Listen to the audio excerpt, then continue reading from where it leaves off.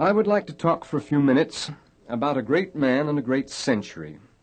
We neglect the past in our society, yet it can give us a perspective of our own times that nothing else can give. It can make us see ourselves as the future will see us. In the case I'm going to discuss today, it will enable us to see an old record in a new light. The only old record, by the way, that any of us have ever read, or many of us. You see, the ancients didn't write in English, and it so happens that there's just one ancient record in the world that can be critically studied in a modern language. That's the Book of Mormon.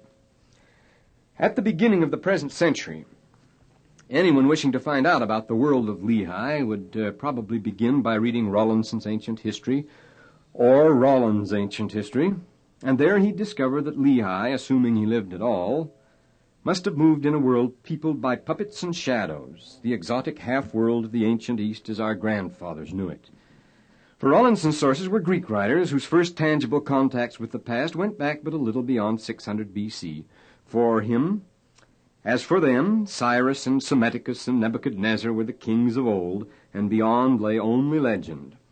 If our student were to consult the proud German scientific scholarship of the day, he'd soon learn the meaning of Niebuhr's observation that ancient history is always treated as if it had never really happened. It is a thesis, a demonstration, an intellectual exercise, but not a real account of real people. Ingrained in our subconscious, says a recent study on antiquity, Egon Friedel's latest work, is a disbelief in the actual existence of those times and persons which haunts us through the schools and in the theaters and libraries and impregnates the whole concept of antiquity. Artificiality is to this day the very substance of ancient history. To try to fit a real Lehi into such a make-believe world could only lead to trouble. You can see that. For example, we no sooner come to the second verse in the first chapter of the Book of Mormon than we're confronted by a whole question of Egyptian culture in Palestine. But nobody knew anything about that till the last 20 years or so. Through all these centuries, this is what the author just quoted writes, through all these centuries, Egypt had disappeared. Its pyramids and pharaohs had become legends. Egyptian darkness lay over the land of the Nile. All anyone knew about it was what the books of Moses said, and along with that some eerie hocus-pocus. End of quote. Well, that's what Joseph Smith had to go on. Throughout the 19th century, those who sought evidence for the Book of Mormon did well to go to the Indians, those living traditions, which represented far more vital link with the past than any fumbling speculations of the academicians. But of recent years, the picture's greatly changed. If we have lost much of the new world in the passing of a century, we've discovered a good deal of the old. Lehi now lives not at the beginning of ancient times, as he did up till quite recently, but almost at the end of them. His century, some have claimed, was the greatest of all centuries. From the beginning to end, it produced more innovating geniuses, more epoch-making firsts than any other, or perhaps than all the other centuries combined. That's a great claim to make for a century. The overall picture of that marvelously dynamic age can't be overlooked in the study of the Book of Mormon, for Lehi was a child of that century and steeped in its culture. When they crossed the waters, he and his people took with them a specific cultural baggage, that of the 6th century and the Near East. They never forgot that they were a lonesome and a solemn people, cut off from the mainstream of world civilization, and they never ceased to cherish and remember their cultural origins. Not merely the opening pages, but every page of the Book of Mormon, then, must bear the stamp of its ultimate origin. Here is a most interesting control. When we say that Lehi was a child of his century, we mean he was a strange combination of a dreamer and a man of action, an idealist and a realist, an adventurer and a hard-headed leader, a combination for which the 6th century B.C. was noted. Now consider some of his contemporaries. There was Solon, whose his span of life matches Lehi's exactly, and who spent a good deal of time in traveling in the East and in Egypt as a merchant, visiting the same important centers that Lehi knew. This Solon of Athens the Greeks always regarded as the wisest and best representative of their race.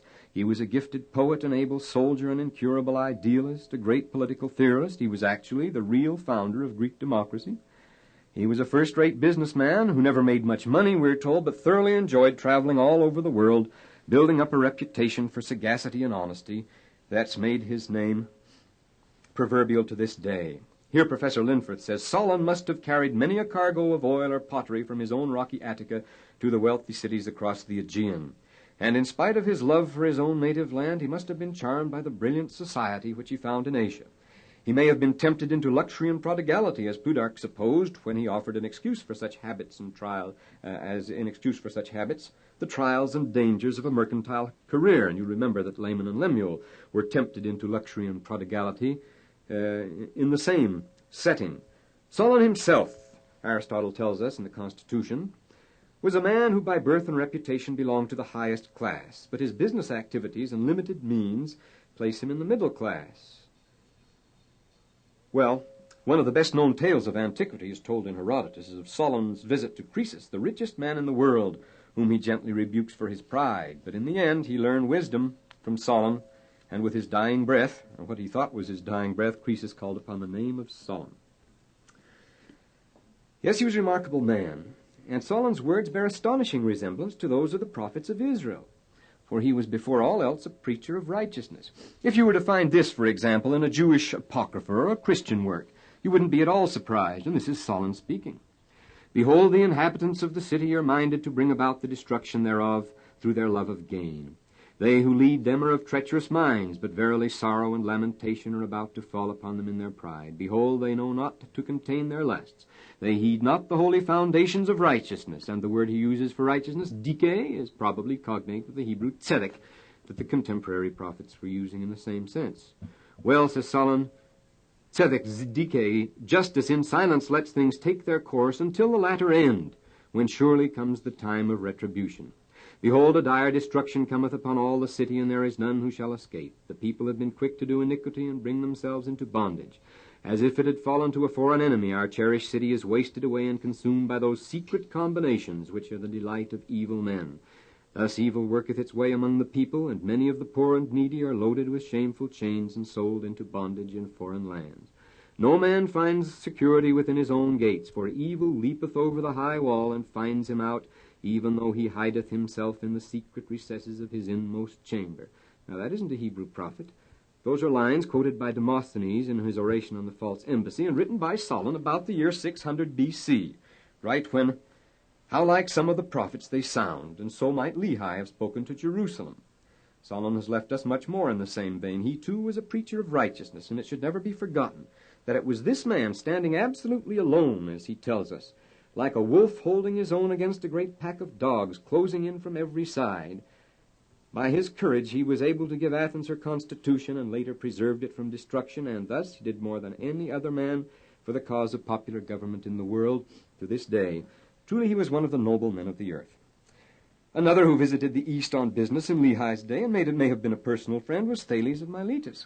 He's nothing less than the father of Western philosophy and science. His mother was a Phoenician, and he received most of his education in Egypt. That gives him much the same cultural background you see as Lehi, Syrian and Egyptian. He can be dated by an eclipse which he predicted in the year 585, that is, within a year or two of the destruction of Jerusalem. You see, he's strictly a contemporary of Lehi here. Aristotle says that Thales, when they laughed at him as being a dreamer, remember, they laughed at Lehi for being a dreamer, and for being an impractical man, to teach his critics a lesson, he turned his remarkable intelligence to business and in a short time succeeded in cornering the local market in olive oil, thereby acquiring great wealth. The story's worth quoting here. Plato tells a like story in the Theaetetus, but this is what Aristotle tells us in the Politics. He says, when they made fun of him because of his poverty, as showing how useless his philosophy was to him, it said that he made a study of weather conditions and estimated that what the olive crop would be for the coming season. And while it was still winter, he borrowed a little money and bought up all the olive presses used in oil manufacture in Miletus and Chios, getting them for a song, since nobody thought they'd be worth very much. But when a bumper crop came along, there was a sudden and overwhelming demand for olive presses, and Thales was able to get whatever he asked for his. So by making a pile of money, and Aristotle says a pile of money, Thales demonstrated that it was easy for intelligent men to get rich if they put their minds to it. And in the next sentence, Aristotle used the word monopoly. He says Thales got a monopoly, and that's the first occurrence of the word in literature, anywhere. Well, after Thales got rich, though, he returned to a life of thought. But it wasn't to a thought devoid of action. Like Solon, he remained all his days a traveler and a man of the world, going from city to city and from land to land, imparting freely of his great scientific and political knowledge to all who asked for it. Among other things, he drafted a constitution for the United States of Greece. What an advanced century that was. These men weren't freaks or misfits in their days. They'd been hailed in every age as the noblest representative of their time. They're usually numbered, in fact, among the so-called 7 wise men, all of whom were strictly contemporary with Lehi, all of whom combined great powers of imagination with sound practical sense and unshakable moral integrity, hence their reputation for wisdom. They're all supposed to have lived at the same time. They're supposed to have feasted together. Stories are told about their banquets and their conversations and so forth. But they were the wisest men who ever lived, and they were all contemporaries of Lehi. And they were all active politicians and colonizers, for no century can rival the 6th in importance of its political developments. That century saw, not only in Palestine, but throughout the world, the final collapse of the old sacral kingship.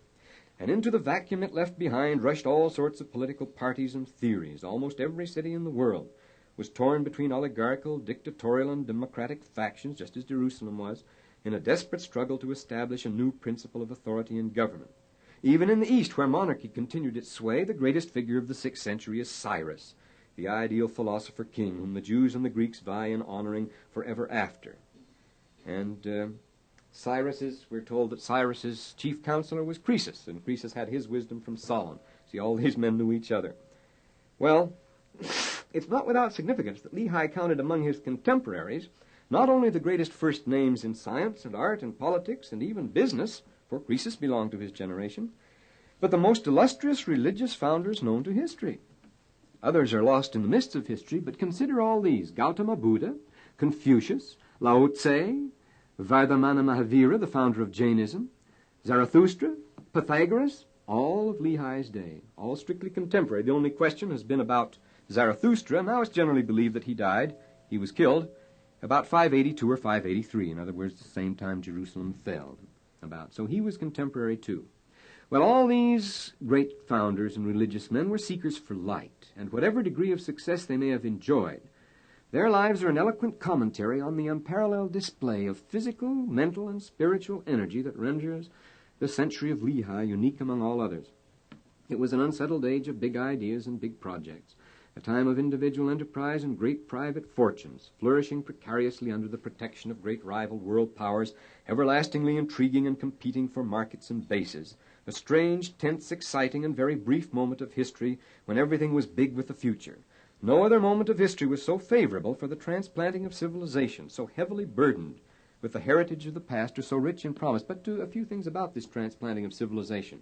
The spirit of adventurous quest, of widening horizons, the urge to assimilate all the past and master it, that's so characteristic. The relentless compulsion to achieve all of the 6th century. They're embodied and idealized in the figures of the 7 wise men. It was a great age of colonization. Everyone was taking part in new settlement projects. A dozen Greek poets of the time tell us about them. Following the practice established, small bands of people, relatives and friends, would go forth under the direction of able and daring leaders, looking for places to settle and try their luck. These places were scouted out ahead of time. The thing was quite systematically run. That was the method. Everyone was traveling looking for promised lands. And by the 6th century, pickings were pretty poor. The Mediterranean was already a closed sea. Finally, in the year 530, the Straits of Gibraltar were completely closed. The Phoenicians allowed no ships after them to pass through at all. The great maritime powers fiercely competed for zones of control in Lehi's day. Merchants and settlers were already moving along the Atlantic seaboard and into the heart of Asia, and still more ambitious programs of exploration were indicated. One of Lehi's contemporaries, Necho, sailed clear around Africa from the east to west, clear around Africa at the time, Necho was in charge of the expedition. He didn't go with it, in the days of Lehi. And another one, a Phoenician, Hanno, tried to do the same thing from the west to the east and took a large colony clear down to Cape Verde. To explain how a lot of Near East artifacts got to America, Mr. Gladwin assumed that part of a great exploration fleet originally organized by Alexander the Great made a voyage across the Pacific to the New World. Well, that's raised many objections, and the date's been disturbingly late. But Gladwin didn't have any other choice because he didn't know of such expeditions. Why didn't he? Because they were very secret. Paul Herman recently wrote a very good book. It's been translated into English now on that subject. These explorations, settlements, commercial projects of the big maritime corporations were highly competitive and very secret. So it's not surprising that while we find unmistakable evidence of their activity everywhere, from Britain to Central Africa and from the East Indies, it's very difficult to discover any accounts of the actual undertakings. If Lehi is very skillful at covering his moves, as the Book of Mormon tells he was, the other great merchants and colonizers were that. They had to be. Now let's consider Lehi. Just read the first 2 chapters of 1 Nephi, and what do you get? Lehi doesn't belong to the imagined Orient of 50 years ago. He's at home in a very different kind of world, and a very real one. In the brief compass of Nephi's account, which is an abridgment of his father's own journal, he tells us, whose style it imitates and continues, we're given an amazing amount of information, both general and particular, regarding conditions in Lehi's day. Lehi was a man, we're told, possessed of exceeding great wealth, in the forms of gold, silver, and all manner of precious things. He had his own house at Jerusalem. These are all quotations. Yet he made it a point to go forth from the city from time to time. And the land of his inheritance was some distance from the town. He came of an old distinguished family of the tribe of Manasseh. And Manasseh, of all the tribes, still retained the old ways and customs of the desert, and they were the most active caravan people among the Hebrews. He seems to have had particularly close ties with Sidon, which was at that time the most important world center of international trade, and it was the one harbor through which the Israelites had to carry on their trade with Egypt and the West. The one port that would be known to any merchant. He was proud of his knowledge of Egyptian and insisted on his sons learning it.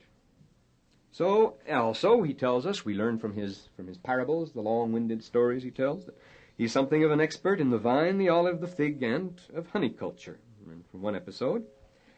Put these things together, and what do you have? A perfectly consistent and convincing picture of Lehi the merchant. There was only one way to acquire exceeding great wealth in Lehi's day. This has been studied quite thoroughly recently, incidentally, the subject of the ancient merchants. There was only one way of acquiring exceeding great wealth, unless you were connected with a royal court, and that was not by running a shop in Jerusalem or a farm in the suburbs. It was by large-scale trade and commerce. This was a time, we are told, when Phoenician galleys filled the Nile mouths and Semitic merchants thronged the delta. See, their business was with Egypt. Lists of goods imported into Egypt from Palestine show that the great men of the East took the gold of Egypt in return for their wine, oil, grain, and honey. The first 3 items far outclassing all other commodities in importance. Lehi's intimate knowledge of Egyptian, his travels, his proximity to and his familiarity with the desert, the mass and variety of his precious things, his connections with Sidon, his knowledge of vine and oil, olive culture, the prominence and sophistication of his family, his own behavior, a remarkable combination of courtesy and firmness, gentleness and toughness, caution and daring, all combined to give us one of the most imposing and sympathetic figures in antiquity, the great merchant prince of the East. We should talk about the great merchant prince. Hugo Winkler wrote about them long ago, but quite recently Paul Herman in his book has a lot to tell us about them. Men of courage, enterprise, great daring, had to possess the peculiar qualities that Lehi did. It's just as clear that Lehi was a visionary and a dreamer. He was greatly worried about the future of Jerusalem. His prayers and studies went on and were finally rewarded by an apocalyptic vision. His attempts to make this public were met by a violently negative reaction which put his life in danger. Now, isn't this interesting? At the same time, Solon went forth to preach to the Athenians in the marketplace, and he had to feign insanity to avoid being mobbed and put to death. He wore a funny cap and pretended he was crazy, otherwise they would have killed him. And that parallel is not without significance, since in the years that followed, Solon preached only one thing to his city, and that was repentance. After being severely rebuffed, Lehi was ordered in a dream to take his family and depart into the wilderness. From then on, he shows himself as a great leader and colonizer. He was daring and resourceful and strong-minded, and so he takes his place among the titans of the 6th century, a seeker after righteousness, a prophet, a poet, a leader, and a founder of nations. Well, weren't they just as much prophets as he, and wasn't he just as much philosopher as they? No, there's a remarkable difference here. In one thing he stands apart from all the others. He alone found what they all sought. Now we have hundreds. Barkovsky has collected hundreds and hundreds of sayings, aphorisms, of the 7 wise men. And we have a lot of them from Solon. Solon's the most famous. And this is the most famous saying of Solon. No mortal ever knows real joy, he says. All upon whom the sun shines down are but miserable wretches. That was Solon's summary of his life's experience. And that happens to be the one saying which has been attributed to all the 7 wise men. Disillusionment and resignation is the sum and substance of their wisdom. They didn't have the answer, and they didn't know anyone who did. In The World and the Prophets, we quoted another of Solon's final verdicts on the meaning of life. He says, like gaping fools, we amuse ourselves with empty dreams. Don't doubt it, insecurity follows all the works of men. As a merchant, he'd know that, you see. And no one knows when he begins an enterprise how it will turn out. One man, trying his best to do the right thing, steps right into ruin and disaster because he can't see what's ahead, while another behaves like a rascal and not only escapes the penalty of his own folly, but finds himself blessed with all kinds of success. So in the end, Solon says, what can you look forward to? In this life or in eternity? Just to this, he says, to death or dire disease or the creeping evil of old age. That's all there was for Solon in this life or any life. And that was the same thing with the others. The depressingly negative nature of their message is painfully clear in Barkovsky's large collection of the sayings of the wise men of old. But how different it was with Lehi. Here was one man who did have the answer, but he got it the only way it could come. He was miserable, he was depressed until he got the answer. He worried and fretted and brooded a great deal. He was in an awful state, we're told.